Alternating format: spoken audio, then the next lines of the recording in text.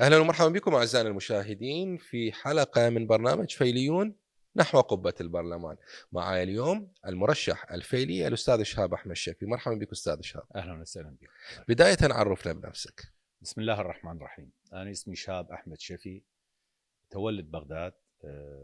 رشحت ويا الائتلاف الإعمار والتنمية، وإن شاء الله نكون خير بهذا القائمة اللي هي رقمها 207 وتسلسلي 78. أهلا ومرحبا بك ونتمنى لك الموفقية على طريق الانتخابات. أستاذ، صورتك على منصة التيك توك بحسابك الشخصي بصراحة لفتت انتباهي. كنت تقف ومن خلفك مكتبة ضخمة يبدو أنها دسمة بالمؤلفات نعم. والكتب. بالتالي هنا نسأل أي كتاب في هاي المكتبة أثر على الفكر الانتخابي والسياسي للمرشح شهاب أحمد شفي؟ مو فقط المكتبة، تعرف نعم. الإنسان هو يعني عبارة عن كتب في الحياة، يعني كل شيء بالحياة أنت تحتاج تألف به كتاب، كل نعم. مقطع، كل سنة من حياة الإنسان. الكتب طبعا هي الكتب الدينية المعتبرة، خلينا نقول هي الأفضل نعم. للإنسان، يعني كذاكرة كفكر. تعرف البقية الأشياء تجي، يعني كتب يعني ممكن تكون اجتماعية ثقافية سياسية، لكن هو الشيء اللي يلهم هو فكر الرسول ألف الصلاة والسلام عليه. عندي كتاب كلش راقي، يعني يحكي عن يعني بساطة الرسول في هاي العظمة اللي الله سبحانه وتعالى انطاه اياه. فكتاب كلش دائما حتى بين فترة وفترة راجع باك، يعني شلون يريح النفس. نعم. أنا الكتب قاري بحدود 1017 كتاب كنت يعني قاري. قبل ما أدخل بهالمعترك قريت 5 كملتين، وهسه عندي 5 جديدة. ودائما أقرأ كتب مختلفة، حتى طبعا الذهن لي يعني شوية يريح يرست من ما شفته، واطلع على الكتاب نعم. حتى اقرا بوهس يعني جديد يعني بالموضوع. بالرغم من هذا كل هالكتب هاي يعني قريناها للعمالقه، لناس مفكرين، ناس سبقونا بالاطلاعات. يبقى يعني انا هذا رايي، هذا يبقى انه الجريده هي اهم ورقه او كتاب تثقيفي للانسان. الورقية أم الإلكترونية؟ الورقيه. نعم. هو بالذات احسنت. الورقيه ليش؟ اول شيء معلومه الكتاب، ممكن انا اذا اقرا عن كتاب عن مثلا نقول عن الرسول الف الصلاه والسلام عليه عليه أفضل وآله الصلاة قبل والسلام. 1400 سنه، واكو من نعم. حكى عليه. طبعا تعرف اكو شيء تاريخي، هذا اكو مبالغات بالتاريخ الاسلامي. نعم. لانه السرد من اكو شيء الاخر يوصل بفكره اخرى والاخره. لكن الجريده اليوميه شنو اللي بيها؟ اول شيء ذاك يحكي لك على حقبه جزء بالكتاب 200 صفحه 300 صفحه، يحكي على موضوع واحد. لكن الجريدة صفحتين ثلاثة سياسية، صفحتين ثلاثة ثقافية، اثنين نعم. اجتماع، اثنين رياضة، اثنين معلومة عامة، اثنين اقتصاديات. حتى هذا اللعب الفكري البي نعم. هو هذا هم فد شيء ناشط للعقل والدماغ. اختلاف الأصدقاء يخليك أنت تكون، يعني احنا خلينا نقول واحد يقول متعلم واحد مثقف. المتعلم هو صاحب شهادة، لكن المثقف لا، لازم عنده دراية، مو كل شيء يعرف، نعم. لكن يعرف شيء من كل شيء. وهذا جدا ضروري انه نعم. يعني كانسان انت تعيش بمجتمع، تعرف عندك اصدقاء، يجوز واحد ميوله رياضي، نعم. واحد اجتماعي، لازم عندك فكره عن كل شيء. فانا اتمنى يعني شبابنا وشي يرجع للورقي، لانه انا اعرف الولايات المتحده الامريكيه كان عندهم بحدود 17,000 مطبوع. من صارت السوشيال ميديا والتليفون هاي نقصت الى وصلت الى حدود ال 2000 وشويه. نعم. هسه رجعوا 6000 وشويه يعني اذا اكو حاجه له، اكو شيء، نعم. يعني هذا هو شيء ما يعني ما يؤخذ ما ينتج من بالتالي عنده. مثل ما تفضلت الجريدة نعم. وخاصة الورقية تعطيك جرعة مكثفة ومركزة من الثقافة نعم. العامة ومعلومات مفيدة تنشط والبقيه الذاكرة بالذاكره، والمعلومات. هو هاي اهم شيء انه نعم. تبقى الذاكره. انا ساسال كل المحيطين واتحدى انه واحد يقول لي انا قبل ساعه ايش قرا بالتليفون، يعني لا، هي الأبحاث النفسية أثبتت أنه القراءة بالورق يعني تطبع وتخزن احسنت. بالذاكرة لان بدرجة أكثر من القراءة الإلكترونية. فترة النظر للجريدة بالورقية يخلي انه تخزن، هذا هم اكو رام بالرأس نعم. انه يسجلها. لكن هذا احنا نشوف اكو بوست طويل رأسا عبره، نريد نعم. نشوف شنو الورا شنو، فماكو مشكلة بهذا واحدة من الموضوع. الدراسات، ولو نعم. شوي نطلع نعم. من نعم. السياسة، لكن أيضا يعني جبناها على الثقافة العامة نعم. في نعم. المشاهد أيضا حتى توصل معلومة. يقول لك ذاكرة الأصابع هي وتتلمس الورق أيضا تخلي المعلومه يعني، والجسم هو اوتوماتيكيا هي هاي الاليه انه تقلب الاوراق، العين مركزه، نسبه الاضاءه، فحتى هاي ممكن تعطيك وتساعد بترسيخ المعلومه. مو مثل الموبايل نصفها بسرعه. لقاء اخر شاهدته لحضرتك استاذ شهاب، وكان صراحه باللغه الكرديه، تحدثت به عن البطاله في اوساط الشباب، وكان لقاء تلفزيوني. بدايه لماذا كان اللقاء باللغه الكرديه؟ هل كان محض الصدفه ام هنالك رساله معينه اردت ان توصلها؟ ونتحدث إذا عندك في برنامجك الانتخابي خطط لمكافحة البطالة في أوساط الشباب في ظل وجود تحدي جدا كبير. احنا أصلا حاليا القطاع العام هو يعاني من الترهل، صح. فكيف راح تعالج هاي المسألة؟ أول شيء ليش بالكردي؟ لأن أنا كردي، الله خالقني كردي، فلازم عندي جمهور كردي لازم أخاطب طبعا. نعم، أنا ولدت في بغداد، وخطابي أتمنى الكل يحذو هذا الحد، سواء من أهل بغداد أو اللي جايين، نعم. يحجون بخطاب وطني وكفاءات، لأنه هاي يعني مو صحيح للمجتمع مالنا أو لبلدنا أو لأجيالنا أنه نصير كونتونات، الكرد للكرد والشيعة للشيعة والسنة، وجربناها يعني. هسه لو احنا ما مجربيها بداية 2003 ونريد نحكي بيها، لعله ما تقنع واحد أنه تقول له لا أنا أريد أحكي يعني موضوع الكردياتي اللي هو اقوى، يعني لان انا شعورا انه انا اقوى وبنت من الاخرين.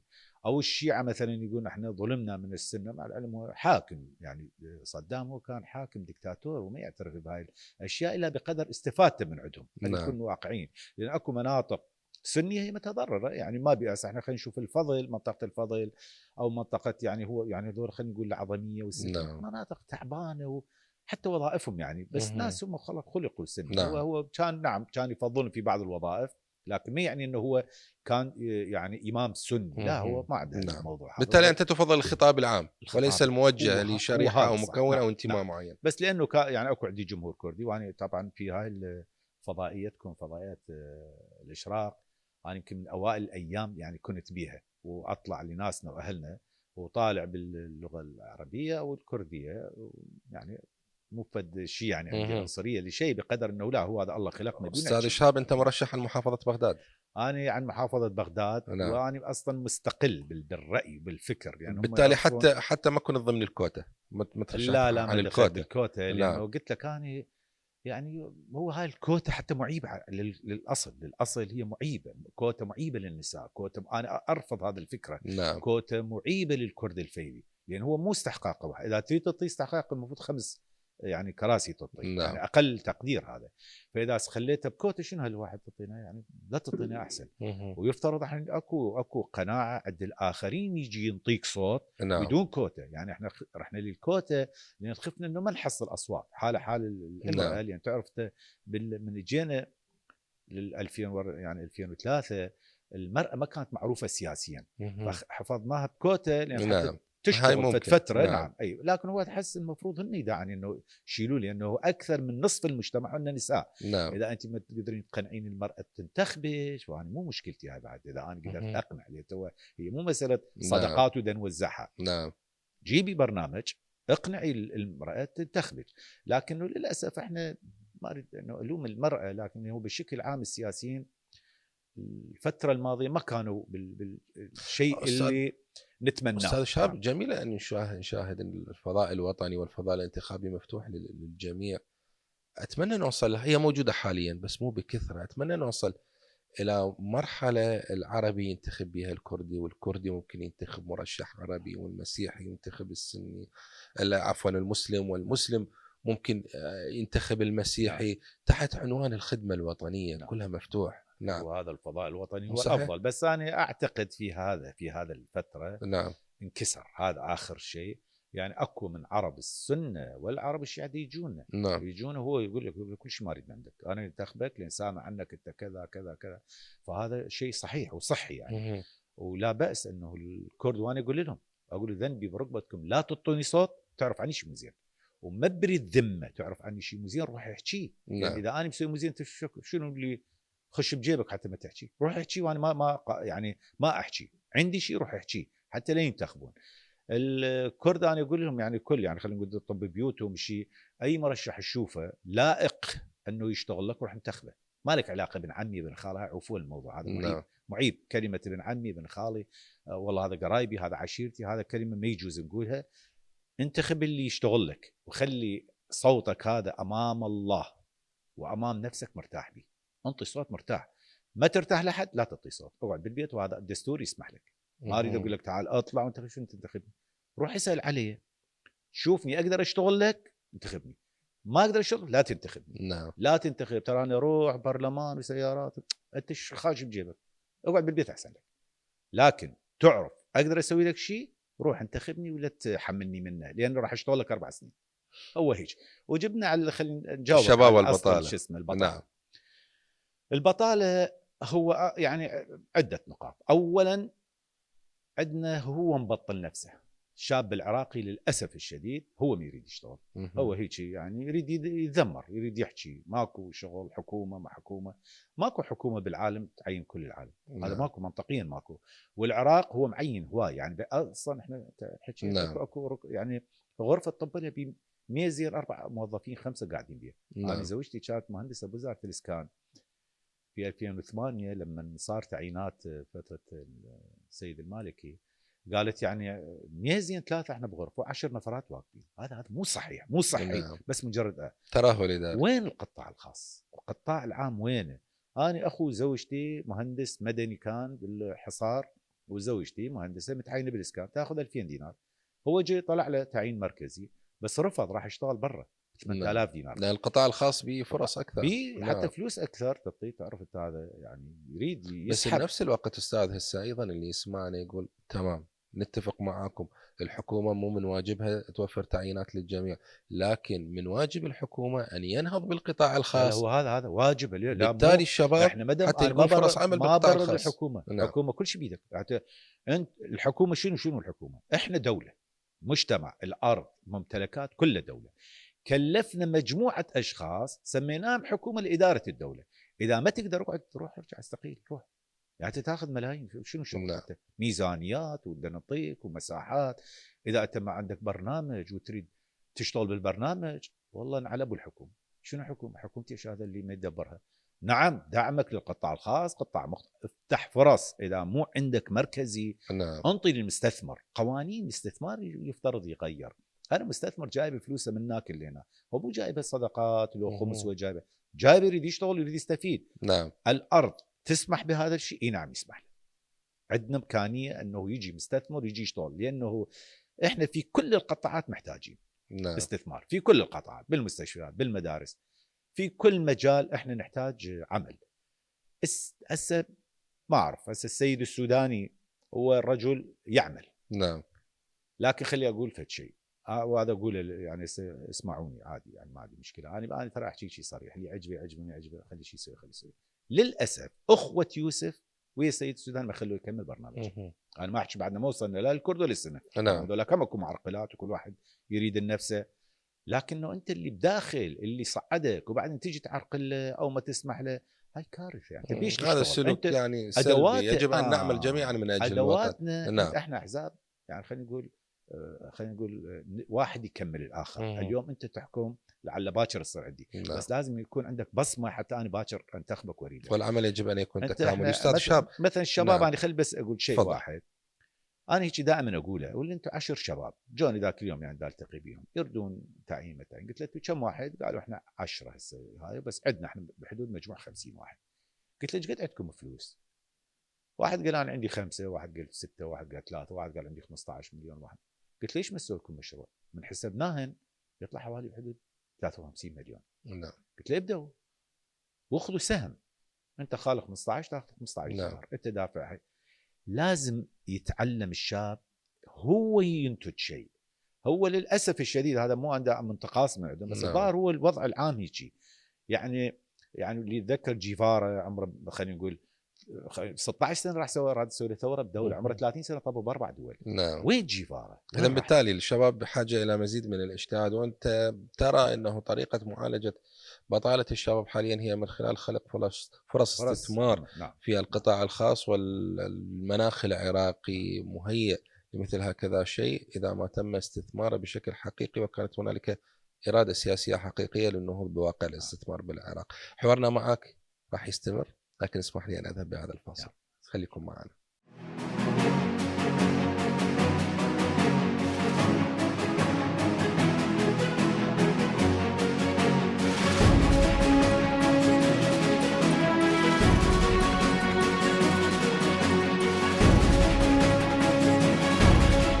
رجعنا وياكم من بعد الفاصل أعزائنا المشاهدين. أرحب بكم مرة أخرى وأرحب بضيفي المرشح الفعلي الأستاذ شهاب أحمد شفي. أستاذ شهاب، بصراحة تابعت لك هواية لقاءات وهواية أيضا من الاجتماعات، حضرت زين بصراحة لهذا اللقاء. واحدة من أقوالك اللي هي عن الشباب وتغيير الشباب، والشباب هم مفتاح التغيير، ذكرت بها أنه الشباب مفتاح التغيير وهم طاقة الوطن اللي ما تنتهي. زين، مثل هذا القول وهاي المتبنيات والآن الكلام اللي ذكرته حضرتك بهذا اللقاء واللي راح نذكره حتى نهاية الحوار وجائز في لقاءات أخرى، بصراحة احنا نحكي بصراحة اليوم. أكيد. المشاهد يقول هسه أنا مو قريب من أستاذ شهاب، أنا لا ابن ولايته، لا ابن منطقته، لا أقاربه حتى أعرفه معرفة شخصية وأتلمس به الصدق وأعرفه خوش آدمي، بس أنا مرتاح له من خلال هذا اللقاء. بس يجوز حاله حال البقية اللي كانوا يصدعون بشعارات وهاي وبس صاروا بالبرلمان لا عملوا من أجل الوطن لا غيره. بمعنى آخر، اليوم الأستاذ شهاب أو لأي مرشح آخر، المشاهد الناخب شلون ممكن يتلمس الصدق في فلان من المرشحين، في أستاذ شهاب، في غيره في غيره في غيره. بالتالي احنا هنا البعض مثل ما ذكرت لحضرتك على سبيل المثال ما يعرف تاريخك الفكري، ما يعرف تاريخك النضالي، شو ممكن يثق بالمرشح؟ اولا انا درست بالجامعه سنتين مجانا لوجه الله. نعم. اعتبرتها خدمه عامه. بعدين اكتب في جريده من 2006، انا دينار واحد مقابل من عندهم. واكتب يمكن يعني رقبتي على فوهة نار. نعم. يعني فتره الحرب الطائفيه مقالاتنا يعني معروفه، وانا اغلب السياسيين اشتكوا عليه، اغلب السياسيين، وشكاوي بالمحكمة النشر. وهذا أنا ما أهتم يعني الشخوص أو هو متصدي إلى شيء. متصدي لازم تكون إنسان شريف. نعم. هذول أنت تقول عليهم. أنا من 2014 عندنا مجموعة أصدقاء اللي هم ما أقدر أقول أسمائهم، دكتور حسين فلامرز، دكتور يعني هذا يعني مستشار رئيس وزراء وبالريادة، دكتور سمير عبد الصاحب نائب رئيس جامعة آشور، دكتور طالب محمد كريم أستاذ فكر والسياسة، دكتور ضياء، دكتور صفاء، أساتذة جامعيين، دكتور صباح زنقنة الله يرحمه، دكتور آزاد فقدنا قبل كم يوم أحد الحاضرين، أستاذ سعيد ياسين، حجي طه اللي بالأمن والدفاع بالبرلمان. كنا نجيب شخوص مختلفة. نعم. يعني من هاي العشيرة 4-5 من تلك العشيرة، من هاي أستاذ جامعي في جامعة إمام جعفر الصادق، من المستنصرية، من جامعة بغداد. من 2014 نقعد شهريا، كانت أول مرة باللقاءات يمكن أول سنة سنتين كانت شهرية، بعدين صارت كل 15 يوم، بعدين صارت كل أسبوعية. يعني خلص نقعد ونريد نلتقي بناس. ما كان هدفنا الترشيح، ولا أنا هدفي ولا هسه أنا هدفي الترشيح. يعني خلال هاي الفترة أنا يعني حاولت بكل جهد انه اسوي قائمه باسم ائتلاف كرد بغداد. هذا كان يعني في فكري. بعدين جمعتهم 32 شيخ ووجيه وقلت لهم اسوي لكم قائمه، ويمكن كلفه القائمه بحدود الاوليه 60 مليون، واللي يجيبون دعمه. بس انا ما رشح، لان انا يعني اللي يعرفني وقرايبي واصدقائي يعرفون انا مريض، يعني علاجاتي هوايه، يعني لي مشاكل بالقلب وسرطان صار عندي بالعظم والى اخره. وعمري ما يسمح انه هاي ان شاء الله الله يخليك، عمري ما يسمح انه اشتغل بهالموضوع هذا لانه متعب كالروحه والجي وهاي. لكن صار اصرار، قالوا لا انت هسه تجيب لنا قران نحلف عليه ننطيك. ما يعني ما احلف احد، انتم تريدون رشح، بس ما يعني ما اريد احد يحلف قدامي او شيء. اللي نلتقي بهم للامانه يعني هاي يعني سؤالك جدا يعني جيد. كل اسئلتك ان شاء الله جيده، بس انه شلون يثق بيك؟ هو اذا ما يعرفك او ما قاعد وياك بالتاكيد ما يثق بيك. مجرد حالك حال اي واحد كان، وعود ما نعرف. احنا صار 23 سنه ما نعرف. يعني هل احنا صعدنا يعني كنا نعرف فلان فاسد وصعدناه؟ يعني نسوشنا احنا، او لا هو كان زين وطب في مكان اكو الظاهر بالمنطقه الخضراء غشاوه من ننطب نصير فاسدين؟ ولا ما معقوله؟ يعني كل دول دزيناهم واحنا دزينا بخوش وادم. نعم. هو اكو خوش وادم للامانه، خلينا نقصد الكل مو زينين. نعم. اكو زينين واكو مو زينين. المو زينين طبعا دول اكو بيهم اصواتهم عاليه واكو بيهم ابتزازين، هذا ساعه بالتسعه يطلع باخباري وشي نعم. اي ندوه اخباري اكو فلان شيء ليش ثاني يوم ما نسمع عن الموضوع؟ انت اليوم تقول الوزاره الفلانيه بيها فلان شيء، ثاني يوم ليش ما نسمع؟ لان ب 12 بالليل بالثنتين خلص صار ابتزاء، يعني صار تصفيه تجيب مساومات. نعم. ولا انت يفترض هسه انا اذا الله طاني عمر ووصلت انا ما اشتغل هيك شيء، نروح ساعه ب8 نسخه من عنده الى مثلا خلينا نقول برلمان، نسخه من الى مجلس الوزراء، نسخه للنزاهه، نسخه للقضاء، نسخه للصحافه. هذا الموضوع اكو فلان طبعا لازم واحد يتاكد من الشيء، يعني يعني بحكم هاي مرصد الحريات شيء ما تتاكد منه ما يصير، يعني هي مو مساله هذا هم بتهمين ينحسب بالابتزاز، يعني انت ما عندك على شيء شلون طلع. الاوراق اللي انت لازم يفترض ترفق ويا هاي الملفات وترسل الى رئاسه الجمهوريه الى مجلس الوزراء، هاي بعد ما حد يقدر يسدها. تحكيها العصر تحكيها بالليل تحكيها ما تنسد، ماكو جهه تسدسد للاخر. فقصد يفترض هيك شيء، ولا شنو انت تجي صوتك ما ادري ايش علواتك بالليل لل10 لل12 ورا الصبح زين ادري وين اختفى الموضوع. نعم. لو انت شنو صار بك انت، يعني وين رحت انت؟ مو تدعي كذا كذا كذا.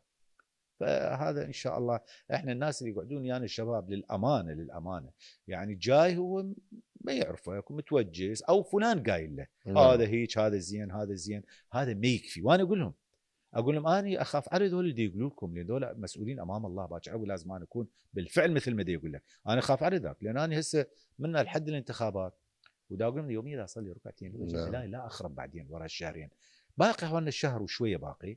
أنا هو شابح من الشيء. البارحة كنت ضمن تجمع مرشحي قائمة الأعمار والتنمية في نعم. كربلاء. نعم. بصراحة وصلتني أخبار أريد أعرف مدى مصداقيتها. نعم. صحيح السيد السوداني وداكم للحسين عليه السلام وحلفكم أنه ما تمدون يديكم على المال العام ولا تسرقون؟ لا ما فيش. أنا بالطريق قلت ما خاف ياخذنا المقبرة يقول ترى آخركم هنا بس هو لا ما في شيء هذا بعلي. نعم. يفترض أنا هيك أقول يفترض مو السيد السوداني حلفنا. نعم. يفترض الأهالي بس حتى لا تفهم خطأ. لا هو ما في شيء. الإشاعة اللي وصلت مو يحلف بالولاء إله، لا يحلف إنه يكونون نزيهين ما يمدون يديهم على المال العام، يخدمون خوش حلفان يا ريت لو يصير. لا الرجل يخدمون الوطن، يتبعون الدستور والقانون. هو نعم. برنامج هو نعم. يفترض احنا يعني نمشي على البرنامج، هو مو على مثلا يصير فاسد وما هو شنو نعم. هذا هو اكو ناس تحلف يمين هو بايق ويحلف يمين، هذا ما له علاقه بالحلفان. انا اقول يعني يفترض المجتمع ما يخرب ابتداء لا يخرب البرلماني. نعم. لانه اكو من يخربه. انا احد الشيوخ جمع لي 75 واحد. نعم. يريد شارع شيخ عشيره لو شيخ رجل دين. نعم. هو حسب الدعاء قال نعم. انا شيخ ما اريد اجيب اسم العشيره. نعم. قال انا اريد هذا الشارع، شارع طوله 250 متر. قال انا بس تبلط لي انت شو تسوي؟ قلت له انا 4 سنوات شو اسوي حجي؟ قال انت بعد شو تسوي؟ قلت له والله انا ما اعرف الله يندلك ما يندلك، المفروض هسه يكت لك انت ايش باقي من العمر هيك تحكي؟ ليش تخلق فاسد؟ قال لي ليش؟ قلت له شلون تقبل 250 متر تبيع هذا الانسان؟ يعني خلاص شو يسوي؟ تبيع 4 سنوات من مستقبلك. انا ابوكم نعم. 4 سنين ابوكم 4 سنين تمام تواجين. قلت له ايش قلت؟ مو قلت لي احنا 2000 واحد؟ قال لي قلت له اعطيني 500 واحد انا اطلعهم تظاهره براس الشارع اخليه يبلطوا لك 10 كيلومترات. عيب. قلت له عيب لا تسوون هيك شيء. قلت لهم اسمعوا انا ان شاء الله راح ابلطها مجانا لوجه الله ومن جيب الخاص. نعم. هذا هيك شيء بثواب امي وابوي. ثاني يوم خذيت فلوس راح ابلطها وياه. 10 ايام ويدق علي ما جاوب. لقيته صاعد يمي بالمكتب. ليش انت هيك ما تجاوبني؟ قلت له انت مو خوش. قال شلون؟ قلت له انت تخلق فاسدين. انا جاي على هالموضوع هذا. نعم. وانت ابتداء تقول لي وتقول لي الغير واحد وتقول لي الغير واحد. انا اقول لا تبيع اقعد ببيتك ولا تبيع، لا تخلق فاسد. عمي يروحون يبيعون بيوتهم مزارعهم مصايبهم يبيعون انه يجي يعوض. هسه يا ريت يعوض عشرات الاضعاف مال ذنبي. نعم. احنا بدنا نخلق فاسد. انا اقول يا الله طبعا استغفر الله ما ينتخب بدانا، احنا مجتمع احنا الشعب بدنا ننتخب، بس ادعو من الله دعوه الى الله انه يجينا 165 انسان شريف يخاف الله، وان شاء الله انا ما صعد اريد ارتاح. استاذ الشاب قصدي 165 شريف. نعم. نصف زائد واحد حتى الوزراء يقومون يخافوا ما يخربط. طبعا لا ما اريد اصعد انا، هذا ما دام هو صاعد وذول صاعدين زينين انا بخير، انا وعائلتي يعني البيئه مالتي. بالحديث عن الجانب العشائري وعشائرنا الكريمة، اليوم برأيك ما هو الدور الأمثل للعشائر في تصويب المسار الانتخابي والوضع السياسي في العراق وحتى مسارات المجتمع البقية، وضمن البرنامج الانتخابي حاطفة تصور أو رؤية معينة لاستغلال العشائر بشكل جيد بهذا المجال من أجل الصالح العام؟ انا يعني استثمر الشيوخ انا ما اعرف اكو مشكله بالشيوخ، اكو مشكله هسه خلي يسمعوني يزعلون من عندي. شو انتم ما اعرف شيخ من انت؟ شيخ يعني عيب شيخ ينباع، هاي النقطه راس سطر. نعم كمجتمع عشيرتي ورده دولة، الله ان شاء الله يطول باعمارهم وصحه وعافيه، لانه عندنا اكو من يريدك تشتغل له، اكو من يريد، لكن هو مو سوق الاحزاب. هسه ما يقول لك شوف نزل على الاحزاب، نعم سوق الاحزاب سمعوا زين، واحنا هم ما نريد نعمم على كل الشيوخ، لا غالبيه صاروا بالغالبيه، هي المشكله بالغالبيه. انا لو واحد واثنين احنا اصلا ما نقولهم، لكن من يصير بالغالبيه بهذا الموضوع هذا مؤسف ومؤلم، لانه الشباب دي يباوع باكر ما يحترمك، واحنا ما نريد ان 1000 شيخ بعشيره. هسه واحد اثنين ثلاثه اللي كثره ابناء العشيره يصيرون مقبول، ولا نريد احنا نفرخ شيوخ وما شيوخ وشيوخ بلا معنى، هاي هم ما نريده. لا تعطوني اصوات الشيوخ جماعه، لا تعطوني اصوات لانه انتم كارثه. مالي مو مهم هذا، انا الشيخ انت قلت لي تعال روح رشح نفسك. اول مرشح ما يعتمد على الجانب العشائري والشيوخ، بس يقول لك هذول الشيوخ ويا كل شيخ وراء 1000 واحد شباب عشائري. لا هذا كلام مو صحيح. والله الشيوخ اللي مو الشباب مو اسمع عليه، هذا قبل الشاب ما له علاقه بهالموضوع. اليوم الشباب دا يباوع الشيخه، لما ننباع ما يسمع كلامه. هاي هم يعرفوه اخوان، ما احكي هاي مستوى وعي جيد من الشباب خوي، كلش جيدين كلش جيدين اصلا، يعني بالعكس يقولوا لي هذا مو انت وياك ماشي وياك ماشي، لان هذا يعني اقول والله صلوات زين خوش ما شاء الله، يعني شباب اكو فكر. اذا وصلنا الى انه الشاب انباع هذا شويه مشكله كبيره، لان هذا بعد شو تصلح اذا هو دا يريد اصلاح، هو دا يخربط. انا الشيخ كبير العمر او شيء ودا ينباع ويشترى به، هذا هو الشيخ بعد هو خلصان هو ماخذ الله بعد ان شاء الله كم سنه. بس المشكله بالشباب اذا خرب، لكن لحد الان اكو بركه، وانا دا التقي بهم حقيقه اكو شيء مريح جدا مريح يعني بالشباب، عندهم وعي يردون ينتخبون رغم انه مناطقنا اكو بيها مقاطعه اكو بشيء يقول لا والله نروح ونقول هذا ابن عمنا واحنا قلنا نروح رشح ونريدك تشتغل، وعندهم ايمان. هو هذا جزئيه مهمه. انا ما يهمني حتى لو ما صعدت 1000 واحد يامن بي احسن من 10000 وما مؤمن ورايح على مود ما اعرف على مود شيء رايح. لا ايمان امن، انا اقول لك حتى ترتاح ضميرك يرتاح، ما لو انتخبني انا لو انتخب غيري مو مشكله، بس حسب ايمانك، حسب ما تعرف ذاك يشتغلك روح له. لا شو اسمه. جاني واحد قبل كم يوم قال لي احنا واحد من ركيزتنا جايك. قلت له انا ما اقول لك منو، بس هلا بي وين المشكله؟ قال مو هذا ركيزه قويه عندي. قلت له اقول لك انا اقول لك هلا بي اي واحد من عندي يروح تقدر تاخذه اخذه. انا عندي مشروع عندي هم يعرفون حاكي بيها، ما اريد هسه كل شيء اقول. انا عندي مشروع اللي خلينا نقول لبغداد. بغداد هيك رايي هذا الشخص جزاني مخطئ. انا اقول بغداد هو المركز، اذا صلح البقيه تصلح، لكن اذا انت المركز مالك مو صحيح مو صحي، بيئه مخربطه، بفساد، المحافظات من يتابعها؟ انت هنا الدوله، هنا الحكومه، رئيس وزراء والوزير التخطيط وكل المصيبه هنا، والنفط والكهرباء كليته بداخل بغداد. اذا بغداد خربانه هاي بعد ذولاك شو يسوون؟ كل واحد يلعب كيفك انت. لكن هنا اذا اكو ضبط وربط الاخر يخاف. اذا الاصلاح يبدا من بغداد، لان انت اذا انا احكي لك مثل بسيط، انت اذا بيتك مخربط انت تعالج برا، شو عليك بيت عمك بيت خاله؟ انت انا عندي مشكله ببيتي، انا عندي مشكله ببيتي اخ متعارك ويا اخ والعائله مفككه ومشاكل وصياح وعياط بالفرع، حتى الشارع ما اقدر اسلم عليه. انا اقول بغداد ان شاء الله اذا الله وفقنا ويا السيد السوداني يعني يسمع للامانه. انا جاوي الرجل مو هو ملاك، لا هو اكو ضغوطات عليه ويشتغل بالممكن، بس خلوا ببالكم سيد السوداني مو مجسر ونفق، هذا معيب هذا الكلام. انا اصلا اي رئيس وزراء ماكو حرب لي يسوي جسر يسوي يعني كل شيء يسوي. لكن تذكروا اكو الضغوطات الداخليه والخارجيه على السيد السوداني بدخول حرب مع سوريا ما دخل. احنا اللي داخلين بسوريا اول شهدائنا بالنجف اخرهم باللاذقيه بالمي ما اعرف وين كان، ما راجع لنا الشهيد ما يرجع لنا، لانه كان دخول هاي القوات اللي اجت حكمت سوريا بدعم خليجي تركي امريكي بريطاني فرنسي. انت العراق شو تقاوم؟ يعني روح حرب يجوز كان لحد الان حرب ويجوز بعد 10 سنين ما توقف، او لعله 50 سنه اقتصادنا يعني ينهار. اذا انت ترى ان اداره السوداني كانت جيده بهذا الملف جدا جيده، لان انت العامل السياسي هو يرفع من اقتصادك او ينزله. تعرف انت السياره احنا ما عندنا حرب، اكو سياره عسكريه واقفه هنا لعله يصرف لتر بنزين يجوز يسجلوه الجماعه الفاس منهم هسه ما نقول ما نعمم، هذا 10 لترات هو بكانه ما نتحرك. من يتحرك اذا يصرف برميل يسجل 10 يسجل 50 يعني شفناه يعني اكو ارقام يعني تكون تكلفه اقتصاديه على البلد. استاذ شهاب متواصلين اكيد في الجزء الاخير من حوارنا، لكن فاصل ومن بعد راجعين، خليكم معنا.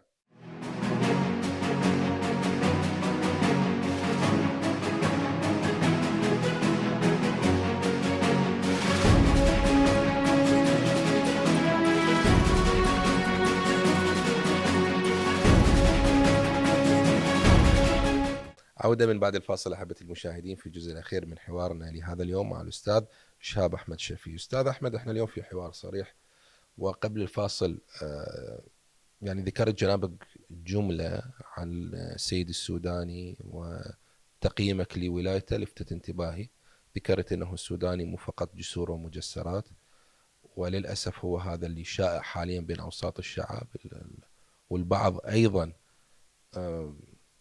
يعني بصراحة متقصد أنه يظهر أنه السوداني بهذا الشكل فقط كأنما يحصر إنجازات السوداني بالجسور. البعض الآخر لا، يعي ما حققته حكومة السوداني، والبعض الآخر الصورة ضبابية بالنسبة له، وهذا هو الأعم الأغلب بصراحة من أبناء الشعب العراقي. السيد السوداني مو جسور ومجسرات، راح أحكي لك بحال المواطن العراقي وبلسانه. لا شنو السوداني شلون تشوفه؟ هيك يحكي المواطن العراقي. نعم، حق المواطن حقه. هو اكو قصور بالاعلام عند السيد السوداني. انا لانه اعلامي واختصاص خليني اقول لك شيء. افتتح مستشفى الشعب، نعم، وراح يفتتح بهذا الحجم 9 مستشفيات اخرى. خليني اقول شيء معلومه، يعني يصير 10 مستشفيات بهالكميه. امال ورؤيه على الوراء كله اكو انجاز على ارض الواقع. السنه لازم يكمل، نهايه السنه هاي ممتاز، شهرين شيء، لان هسه التباع كملا يعني التباع عنده يفتحون 10 مستشفيات راح يفتتح. بس يعني الرجل هو قال يعني بصريح العباره، قال مو كلهن بزمني، بالعكس اكو 2007 واكو 2006 نعم، لكن هو انهاهن. اي قال من اجيت قالوا لي انت ابدا جدد 10 حتى ينحسبن لك لا ينحسبن للاخرين. نعم. قال رحت للبيت يعني فكرت، وهذا يعني انا عندي 4 سنوات او اقل من 4 سنوات، لعل يصير اضطراب نفط ينزل وانا خليت حجر ولا وحده منجزه ولا ذنيك راح يصير بين اندثارات. نعم. فقلت لهم ثاني يوم جيت لا خلينا نبدا بيهم. كان المتلكئات كلهم متلكئات في بغداد، في بغداد فقط. كلهم في كلهم في بغداد. طيب، اكو بالفضيليه، اكو بالزعفرانيه، اكو بابو غريب، اكو بالتاجي، يعني نعم. عده اماكن. لكن أنا أريد أقول للسيد السوداني حتى هي مو فندق، هي مستشفى. أنا أقترح اقتراح، كل مستشفى نجيب 10 اختصاصات أطباء أجانب في كل مستشفى، 10 أطباء من إيرلندا أو وبلغاري، خلينا نقول، لأنه رواتبهم أقل. الإيرلندي راتبه أقل من الإنجليزي، نعم، اللندني، لكن هو بكفاءة يجوز أعلى من عنده. كل مستشفى ما طيب حتى هناك اكو تفرقه حتى بريطانيا. نعم 50 طبيب عراقي نخلي وياهم، خلال 5 سنين يصير عندنا 500 طبيب كفاءة الأجنبي. كان عندنا تجربة ابن البيطار وبن سينا، تأهيل كوادر تأهيل. نعم لأن انت يعني أطبائنا وما طالعين وكذا، هاي مشكلة. بعدين أتمنى ستاف ممرضين وياهم هسه من اندونيسيا، من بنغلاديش، من اي مكان، لان تعرف هذا البروتوكول اللي يعمل به الاجنبي هو بمعايير شوي عاليه، يحتاج الى كادر وسطي محترف. نعم اولا خليه هيك نقول، هم يعتمدون على المعدل وعلى الرغبه. احنا لا، هو يريد يصير هندسه، طب معدل شو مره شو اسمه ممرض، من يضربك ابرع بقلم وشاكوش، يعني انا اتمنى يعني يكون هذا الستاف وياهم، نخلي مجموعه عراقيين وياهم على الاقل يتعلم الانسانيه. يعني ذاك اليوم ما اقول احنا وحده تصيح وتعيط، واحد قال مو انت ملاك الرحمه، قالت لا انا شيطان الرحمه. هذا ما يجوز بالمستشفى. يعني حتى لو انت ضايجه، حتى ما لي علاقه، انا جاي مستشفى، انا ما طالب مركز شرطه. نعم. انا اتمنى يعني هذا يعني يكون بالحسبان. مثلا مركز شرطه اريده نظيف. انا هسه ضربت لي واحد بسياره، رحت وقفت 3-4 ايام. نعم. يعني معقول انا الشهر كامل انا حق حوق او سنه يجوز جرب يصير من ورا يومين انا طاب مستشفى مليون دينار ما يعالج لي. اريد مستشفى نظيف، مستشفى يطب ادواتي، مثلا اذا كان مخده كان نعم. خاولي.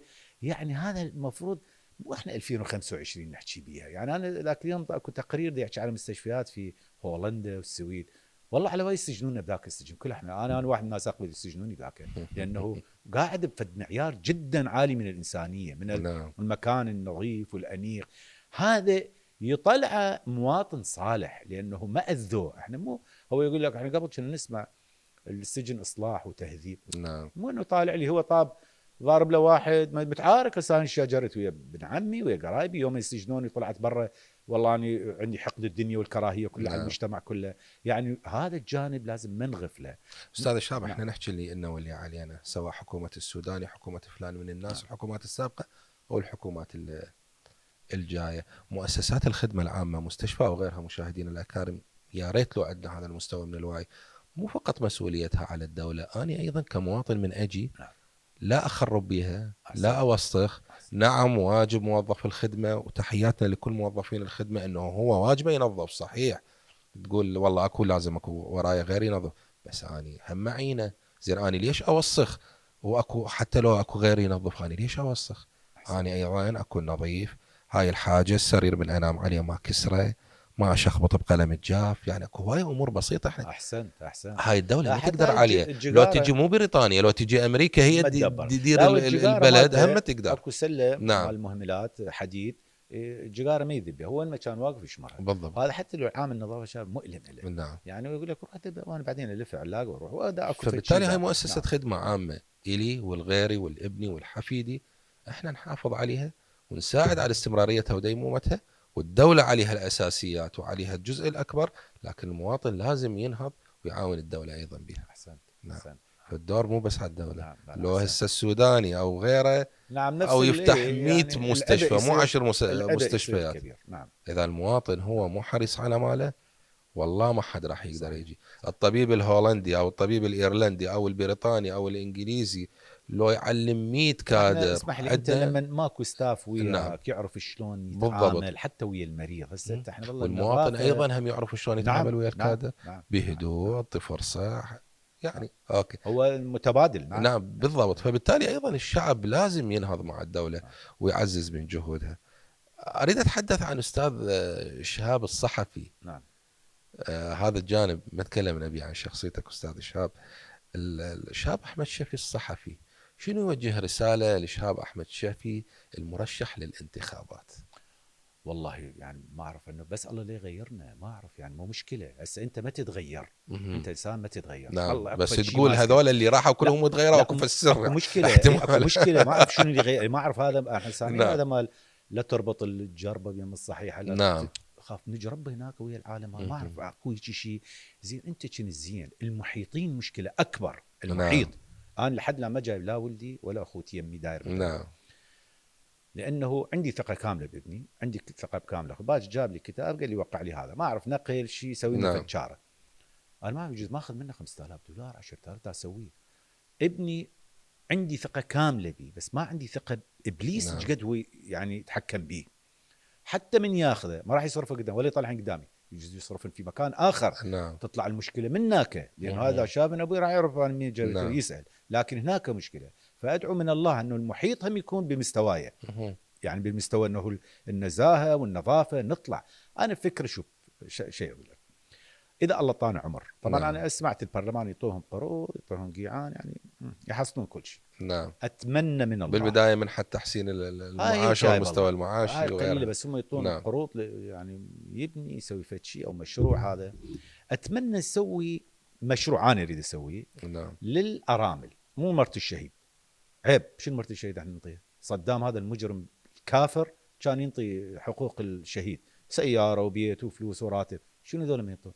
وين هذا؟ شو ما تعطي؟ هذا في سبيل بلد العدو طب ببيوتنا، هذا اجى ضحى بنفسه. انت نعم. زي تطير عوائله وتساومون على اشياء، يعني اكو شغلات اخلاقيه معيب نحكيها. على العموم اتمنى نسوي للارامل اللي زوجها كان عنده عربانه، عنده شمبر، وهسه ما عنده لا تقاعد، عنده لا شيء، ذولا منو لهم؟ نعم. تمرض، باعوا كل غراض بيتهم حتى يتصلح وما تصلح، مات. شلون هذا؟ زين انا شنو انطيه؟ اعطيه شهري 50,000؟ انا مو وزاره الماليه، ايش قد اعطيك؟ كم مره وكم واحد؟ يفترض حتى تعيش بكرامه نعم. وتحس بانسانيته يسوي له مشروع تشتغل منه، مهم. طلع شهريه 500 600 هي مرتاحه، واذا تشتغل طيب بس القائمين منتجة. على وزاره الشؤون الاجتماعيه يقول لك احنا داعمين مثل هكذا مشاريع، ونقدم منح ونقدم رواتب شهريه وندعم، يعني بغض النظر عن انه لا لا المبلغ لا كلش قليل. لا دا يدعمون يسوون، بس خاطئ نعم. يعني الاداره، شوف اداره الدوله احنا نسميها. انت ممكن هسه تنطي لشخص، نعم. لكنه مو الشخص الصحيح او مو الطريقه الصحيحه. احنا كل انسان يقدر هسه في المجتمعات الغربيه اللي احنا نقول مكفره وانتم يا اخي انا شفت جمعيه جايين الى خانقين يسوون تصفيه مال مي. نعم. هاي بعد السقوط. قلت لهم انتم منين جيتوا؟ منو جابكم من الامريكان؟ شلون وصلكم؟ شو تسوون هناك؟ قال نسوي محطه مال تصفيه مال مي في خانقين. انتم منين تجيبون فلوس؟ من الامريكان؟ قال لا احنا ما لنا علاقه، احنا دنماركيين هولنديين. امريكان تعطوكم فلوس؟ قلت له تشلبت الامريكان. نعم. احنا جمعيات خيريه نروح جديه من يعني مايخانه، من مصنع، من نعم. كذا. اكو انسان بالارض محتاج، من رجال الاعمال، من المصانع. اكو نعم. انسان بالارض محتاجنا. هسه اكو واحد بعقب مشايف خانقين، هي كلها ما ادري 50 كيلومتر مجرى، لكن هذا جاي منها قاطع الاف الكيلومترات. نعم. اجوا لهالمنطقه، ايش محتاجين؟ فلان شيء. قال احنا نفسنا نروح مثلا في افريقيا صارت حرائق، ايش محتاجين؟ ادويه، محتاجين كذا. امريكا صار عندنا زلزال، ايش محتاجين؟ كذا. ناس تساعد ناس. احنا ليش هنا ما حد يساعد احد؟ مشكله. انا ذاك اليوم ما ادري اذا اكو وقت يسمح اقول لك. نعم تفضل.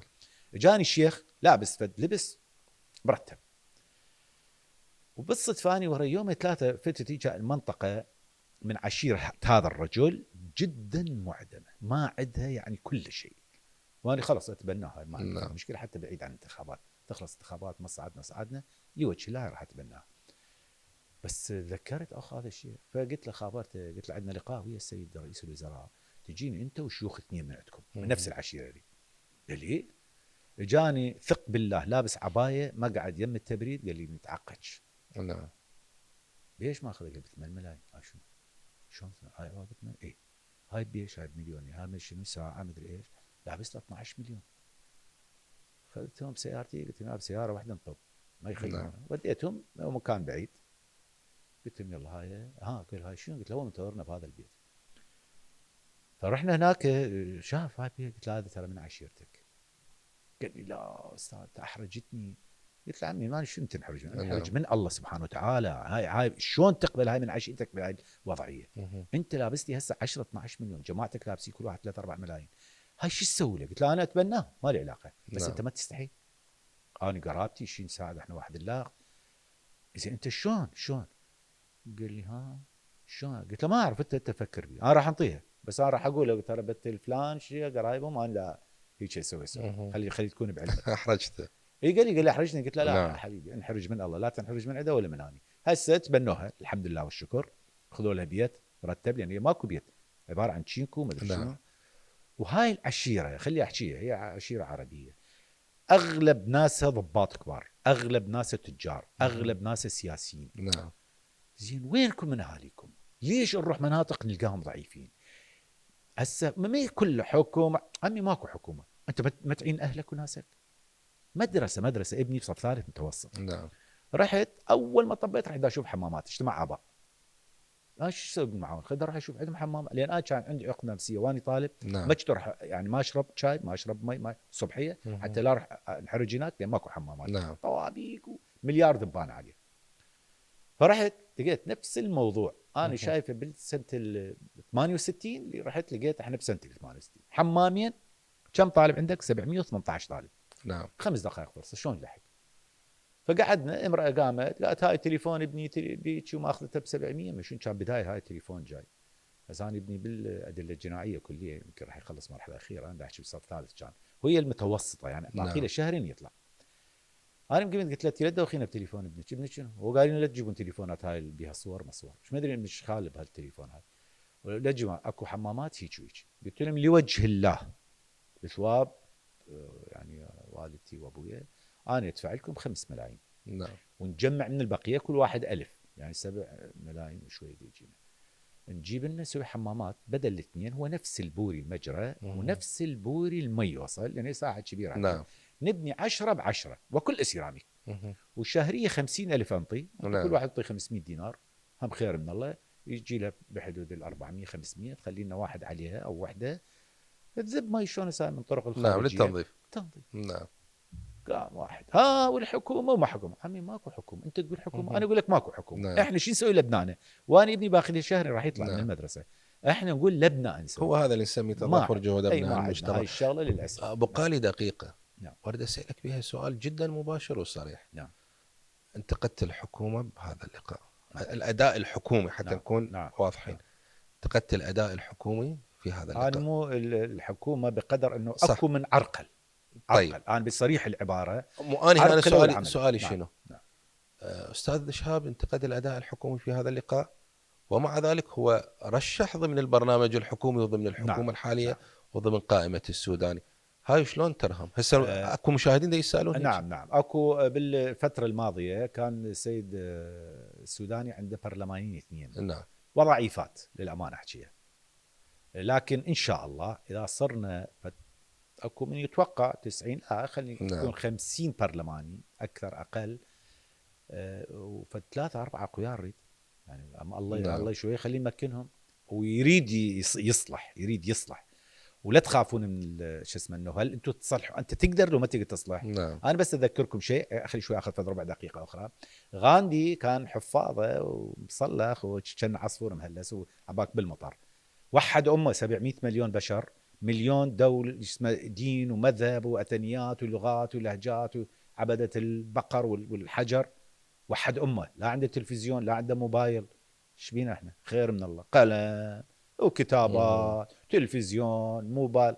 ان شاء الله نغير. اذا انت ترى انه المشكله مو بالبرنامج الحكومي ولا بالاداء الحكومي، لكن بمن عرقل. نتمنى التوفيق لجميع القوائم وجميع الكتل وجميع المرشحين، خاصه المرشحين الفعليين اللي احنا متمنين امرهم، باعتبار احنا ابناء هذا المكون، والقناه التي تتكلم بلسان حال هذا المكون.